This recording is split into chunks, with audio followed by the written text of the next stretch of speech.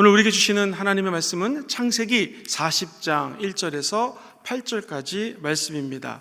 구약 성경 61면에 있습니다. 다 같이 창세기 40장 1절에서 8절까지 말씀을 합독하시겠습니다. 그 후에 애굽 왕의 술 맡은 자와 떡 굽는 자가 그들의 주인 애굽 왕에게 범죄한지라.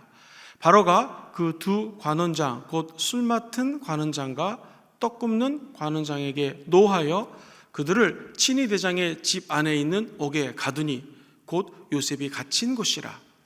친위 대장이 요셉에게 그들을 수종들게 하매 요셉이 그들을 섬겼더라. 그들이 갇힌 지 여러 날이라. 옥에 갇힌 애굽 왕의 술 맡은 자와 떡 굽는 자 두 사람이 하룻밤에 꿈을 꾸니 각기 그 내용이 다르더라. 아침에 요셉이 들어가 보니 그들에게 근심의 빛이 있는지라. 요셉이 그 주인의 집에 자기와 함께 갇힌 바로의 신하들에게 묻되 어찌하여 오늘 당신들의 얼굴에 근심의 빛이 있나이까? 그들이 그에게 이르되 우리가 꿈을 꾸었으나 이를 해석할 자가 없도다. 요셉이 그들에게 이르되 해석은 하나님께 있지 아니하나이까? 청하건대 내게 이르소서. 아멘. 저는 오늘 창세기 40장 말씀을 중심으로 관계라는 제목으로 하나님 말씀 나누기 원합니다. 한번 같이 해보실까요? 관계. 우리 사람은 태어나는 순간부터 좋든지 싫든지 전혀 상관없이 관계 속에 살아갑니다. 하늘이 주신 관계라고 이야기하는 부모님과의 관계. 내가 부모님을 만나고 싶어서 만난 건 아니죠. 하나님이 우리 부모님 밑에서 태어나게 하신 관계를 맺게 하셨다는 것입니다. 친구들과의 관계, 스승과 제자의 관계, 동료와 상사의 관계, 또 직장에서 우리 같은 동료들과의 관계, 취미 생활을 하다 보면 만나는 동호인들과의 관계도 있습니다. 그리고 사랑하는 사람을 만나 결혼을 하고요, 사랑하는 사람과 또 관계를 맺게 됩니다. 그리고 그 사랑하는 사람과 태어난 아이가 내가 어느덧 부모가 되어서 부모와 자식으로 하나님 주시는 인연을 맺게 되죠. 우리는 태어나서 죽을 때까지 지속적으로 관계를 맺으며 살아갑니다. 그래서 관계적인 이 사회적인 관계망을 소셜 네트워크라고 표현합니다. 이 인간은 사회적 동물이라는 말이 있는 것처럼 이 사회 안에 살 때는 사람들을 만날 수밖에 없다는 것이죠. 건강한 삶이란 이런 관계들이 견고하고 건강한 삶을 의미합니다.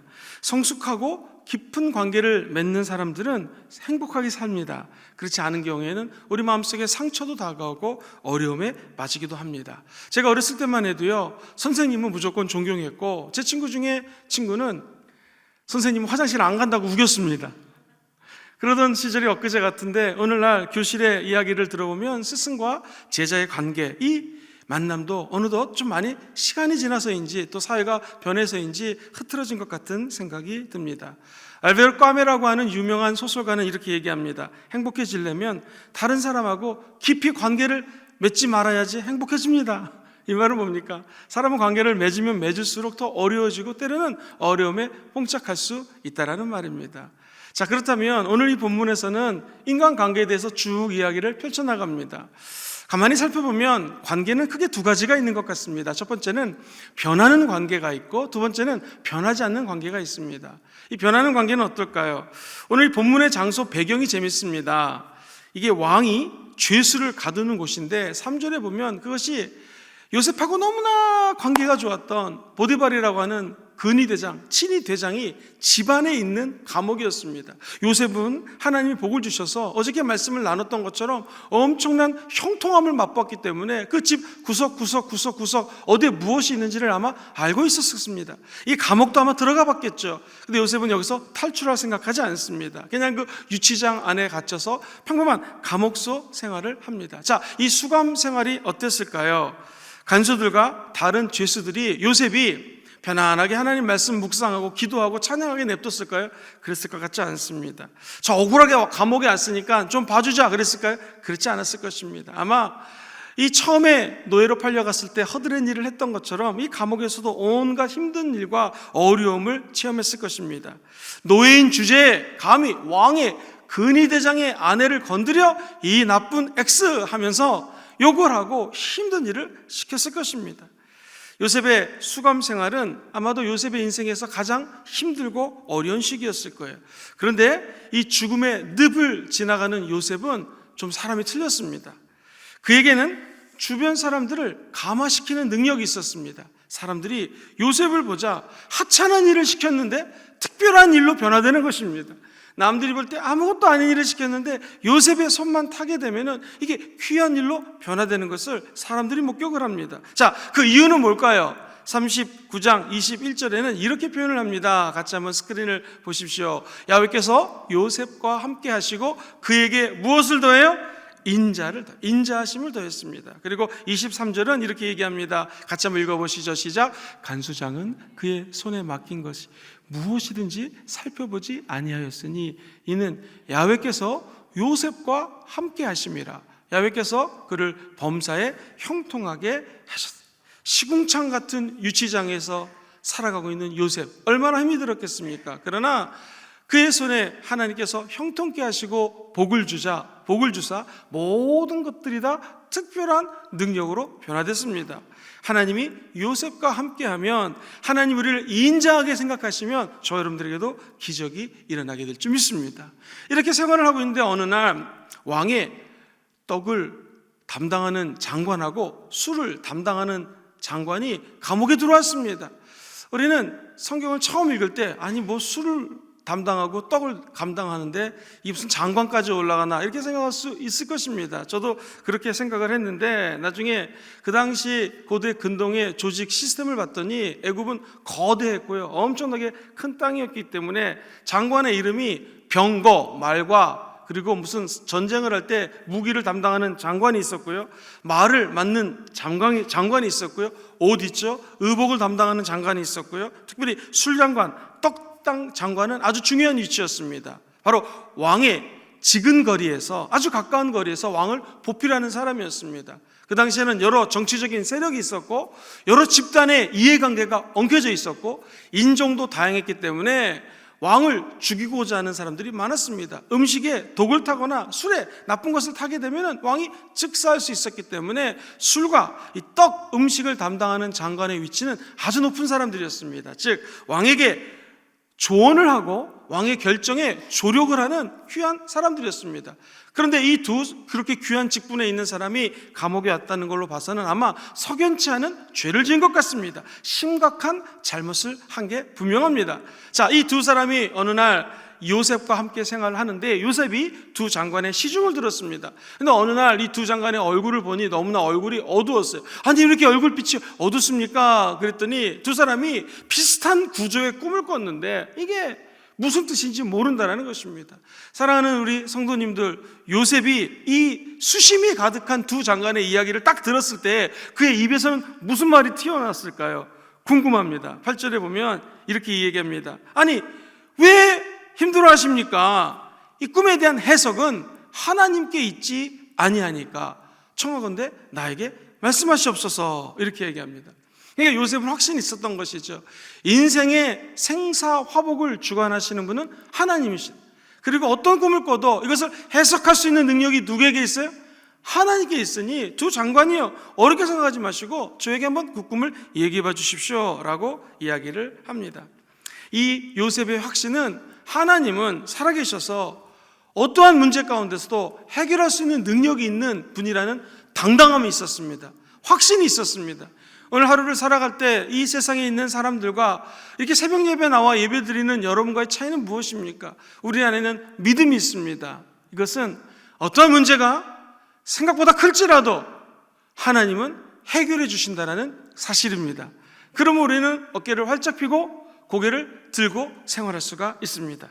한번 생각해 보십시오. 쉽게 변하는 관계, 이 요셉 입장에서는 많은 것을 체험했을 것입니다. 술장관, 떡장관, 이 감옥에 있으니 정치에 관한 이야기를 많이 들었겠죠.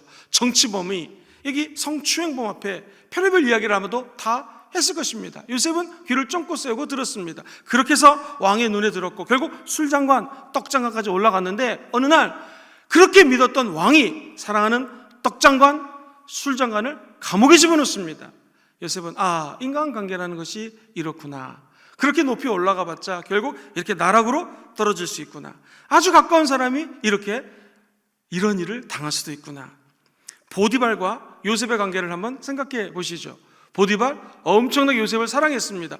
모든 열쇠를 다 줄 테니 네가 관리해라. 이 엄청난 신임을 한 거 아니겠습니까? 그렇게 귀하고 중히 여겼던 그를 어느 날 갑자기 그의 아내가 이야기를 하자 마음이 확 바뀌어서 감옥에 집어넣습니다. 야, 이렇게 인간관계가 쉽게 깨어지는구나. 아마 요셉은 체험할 수 있었을 것입니다. 보디발과 그의 아내 둘이 사랑해서 만났는지 그렇지 않은지는 모르겠습니다. 그러나 보디발의 부인은 남편이 눈을 시퍼렇게 뜨고 살아있는데도 젊은 요셉에게 눈짓을 하고 성경은 날마다 우리가 사랑을 나누자라고 이야기를 했다고 성경은 이야기합니다. 자, 부부 관계 역시 이렇게 깨어질 수가 있습니다.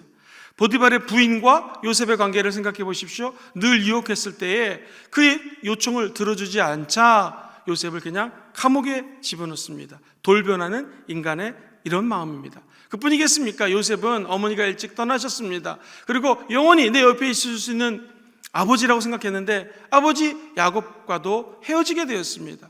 그 형들도 자기는 형이라고 생각했는데 형이 아니라 자기를 팔아넘긴 정말 원수 같은 사람이었습니다. 이처럼 인간관계는 언제든지 돌변할 수 있고 변할 수 있다는 사실이죠. 그러나 절대로 변하지 않는 관계가 있습니다. 그것은 하나님 사랑이요, 하나님 안에 있는 축복의 관계인 줄 믿습니다. 하나님과 그의 백성과의 관계는 변하지 않습니다. 하나님과 그의 자녀들과의 관계는 절대로 변하지 않습니다. 39장 21절에 보면 이 요셉이 어떤 사람이었는지를 이렇게 성경은 이야기합니다. 야훼께서 요셉과 함께 하시고 그에게 인자를 더하사 간수장에게 은혜를 받게 했다. 그래서 인자라는 단어를 주목해 볼 필요가 있습니다. 인자라는 단어는 헤세드라고 하는 말인데요, 하나님이 요셉에게 헤세드 해줬다, 이 말은 원래는 절대로 변하지 않고 한결같은 하나님의 사랑을 의미합니다. 세상 사람들은 쉽게 변할 수 있지만 하나님은 헤세드 했다, 이 말은 절대로 변하지 않고 끝까지 요셉을 사랑해줬다는 것입니다. 사랑하는 성도님들, 오늘도 우리가 회사에 출근을 해서 또 사업을 경영하면서 수많은 만남이 있을 것입니다. 그러나 기억하십시오. 하나님은 인자, 헤세드, 저와 여러분을 끝까지 사랑하십니다. 그 사랑은 절대로 변하지 않는 사랑입니다.